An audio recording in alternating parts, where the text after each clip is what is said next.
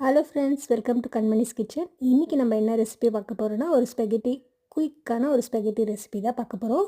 So first நான் தண்ணி நல்லா கொதித்தோன்னா கொஞ்சம் ஸ்பெகட்டியை வந்து தண்ணியில் ஆட் பண்ணிவிட்டு அப்படியே வந்து நம்ம உப்பு சால்ட்டை போட்டு நல்லா கொதிக்க விட்டுடுவோம். ஸோ இப்போ பாருங்கள், ஸ்பெகட்டியெல்லாம் உள்ளே போயிடுச்சு, நல்லா கொதிக்க ஆரம்பிச்சிச்சு. ஸோ இது ஹார்ட்லி ஒரு 10 to 12 மினிட்ஸ் எடுக்கும் இது வேகிறதுக்கு. ஸோ நல்லா வேகட்டும். ஸோ வெந்த அப்புறம் நம்ம வந்து என்ன பண்ணுறதுன்னு பார்ப்போம்.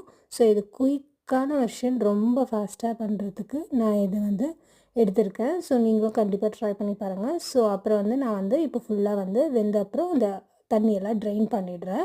ஸோ ட்ரெயின் பண்ணிவிட்டு ஸோ நான் வந்து இன்றைக்கி கடையில் கிடைக்கிற அந்த சாஸ் தான் ஆட் பண்ண போகிறேன்.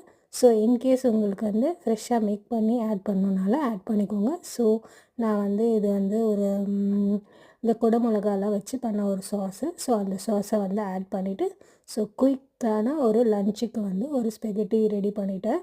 ஸோ கிட்ஸுக்கெல்லாம் இது ரொம்ப ரொம்ப பிடிக்கும். ஸோ இன்னும் ஹெல்த்தியராக போகணுன்னா நம்ம வந்து வெஜிடபிள்ஸ் எல்லாம் ஆட் பண்ணி அப்படியும் நம்ம செஞ்சுக்கலாம். ஸோ கண்டிப்பாக ட்ரை பண்ணி பார்த்துட்டு அடுத்த ஒரு vlogல வேறு ஒரு ரெசிபியோடு வரேன். பாய்.